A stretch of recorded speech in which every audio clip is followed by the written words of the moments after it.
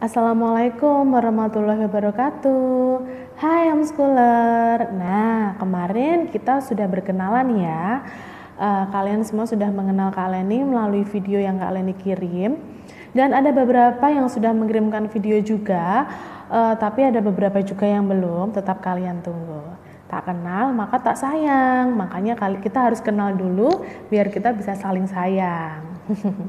Nah, sebelumnya kalian ini mau menjelaskan dulu bahwa di tahun ajaran ini kita akan mempelajari 5 modul, yaitu modul 1, modul 2, modul 3, modul 4 dan modul 5. Dan untuk semester ganjil ini kita akan mempelajari 3 modul 1, 2 dan 3, dan semester genap kita mempelajari 2 modul 4 dan modul 5. Nah, mungkin kalian belum mendapatkan modul saat ini ya, tapi nggak apa-apa, kita bisa mempelajari bersama melalui video yang Kak Leni kirim ini. Oke.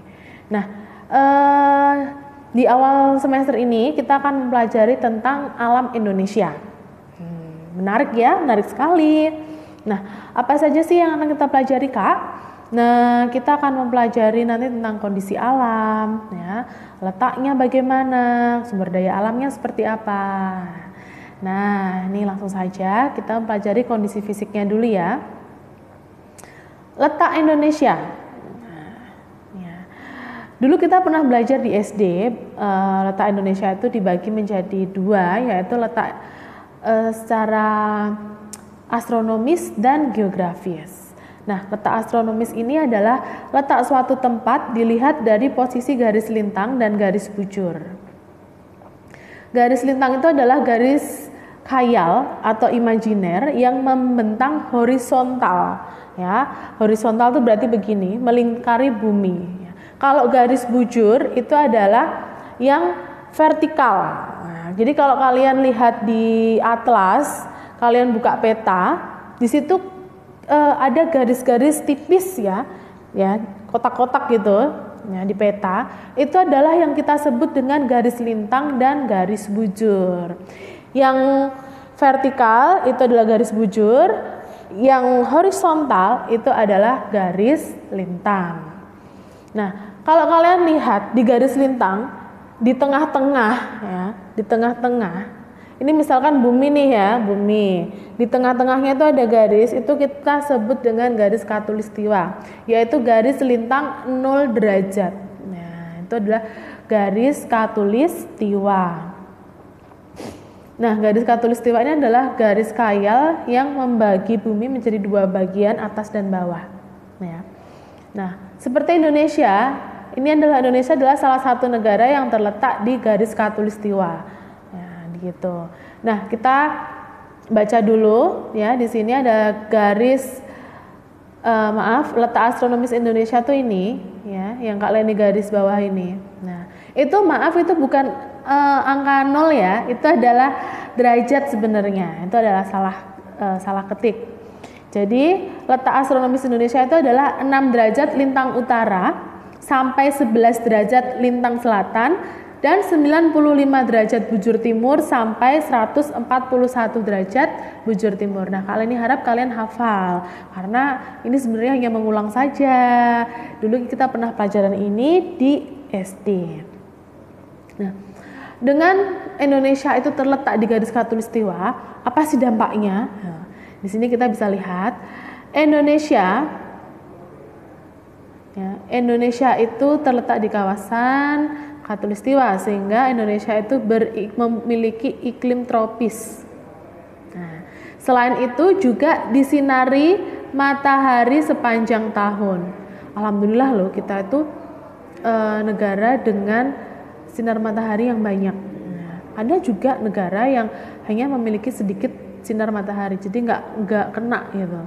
Biasanya dari negara-negara seperti di dekat di daerah Eropa ya, di daerah kutub. Nah, itu sedikit sekali terkena sinar matahari. Terus kemudian Indonesia ini memiliki 2 musim dalam setahun, yaitu musim kemarau dan musim hujan.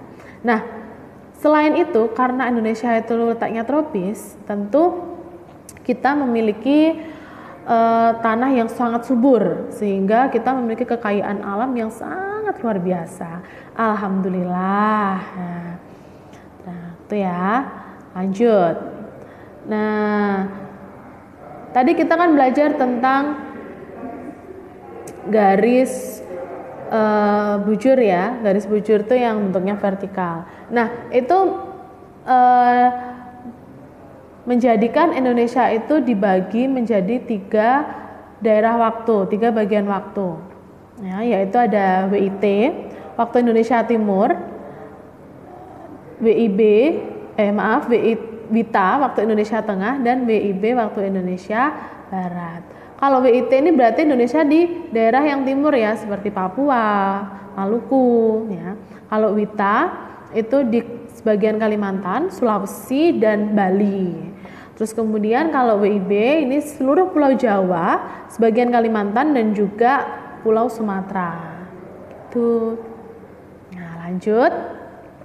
Itu tadi kan letak astronomis Indonesia. Nah, sekarang kita ke letak geografis. Kalau dipindah dulu kameranya. Nah, letak geografis Indonesia itu apa sih? Nah, letak geografis itu berdasarkan posisi nyata dibanding posisi daerah lain. Nah, ini Indonesia. Peta Indonesia kita lihat ya, yang ini nih. Nah, ya. Nah, di sekitarnya ada apa sih? Di sekitarnya Indonesia ini ada 2 benua ternyata, ya. Benua Asia dan benua Australia. Selain itu juga ada Samudra Pasifik dan Samudra Hindia. Nah, di sini kita simpulkan bahwa letak geografis Indonesia itu terletak antara 2 benua, yaitu benua Asia dan benua Australia, dan 2 samudra, yaitu Samudra Hindia dan Samudra Pasifik. Gitu. Nah, dari letak geografis ini bisa kita simpulkan batas-batas wilayah Indonesia, yaitu yang sebelah utara ada Selat Malaka, Malaysia Timur, dan Laut Cina Selatan. Kemudian sebelah selatan berbatasan dengan benua Australia, Timur Leste, dan Samudra Hindia. Terus kemudian di sebelah timur itu Papua Nugini, Samudra Pasifik. Terus di sebelah barat ada Samudra Hindia. Nah, iklim ya. Jadi karena Indonesia tadi tidak hanya memiliki iklim tropis saja, tetapi juga ada iklim muson dan iklim laut. Nah, ini adalah kondisi geologis Indonesia. Kondisi geologis itu begini ya. Jadi suatu kondisi, suatu wilayah yang kondisinya itu kita lihat dari keadaan batuan dan permukaan bumi serta jalur pegunungan di sekitarnya.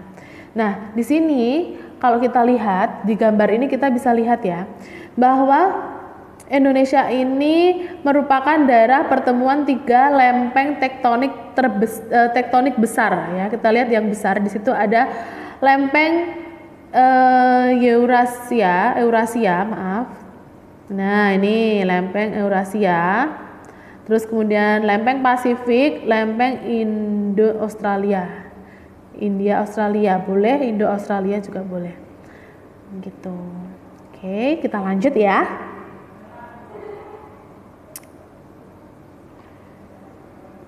Nah, di sini karena letak geologis Indonesia, kondisi geologis Indonesia. Nah, ini kita bisa baca ya di sini. Ya, kita bisa baca di sini. Indonesia terletak di 3 daerah dangkalan ya, di sini, yaitu ada dangkalan Sunda. Maaf, sebentar. Dangkalan Sunda, dangkalan Sahul, dan daerah laut peralihan Australia Asiatis gitu. Nah, letak geologis ini juga mengakibatkan di Indonesia itu banyak sekali gunung api yang aktif. Ya, gunung api yang aktif. Seperti kita ketahui di Pulau Jawa sendiri juga sudah ada banyak sekali.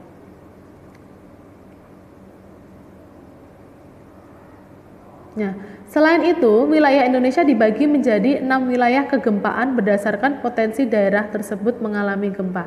Di sini bisa kalian baca sendiri. Nah, nanti ya, kalian ini juga akan share materi ini berupa PDF di Google Classroom kalian. Kalian bisa baca lagi, kalian bisa ulangin lagi dan memahami kembali. Begitu ya. Nah, setelah ini kalian juga akan memberikan evaluasi untuk kalian, bisa hari ini atau mungkin pertemuan selanjutnya ya evaluasinya. Jadi karena kita dalam 1 minggu itu ada 2 pertemuan, biasanya nanti Kak Leni gunakan 1 pertemuan itu untuk materi, yang 1 pertemuan untuk evaluasi berupa tugas, begitu ya. Nah, nanti tugasnya bisa dikirimkan di Google Classroom. Nah, menurut Kak Leni cukup sekian penjelasan dari Kak Leni. Nanti kita lanjutkan kembali di pertemuan selanjutnya. Terima kasih. Wassalamualaikum warahmatullahi wabarakatuh.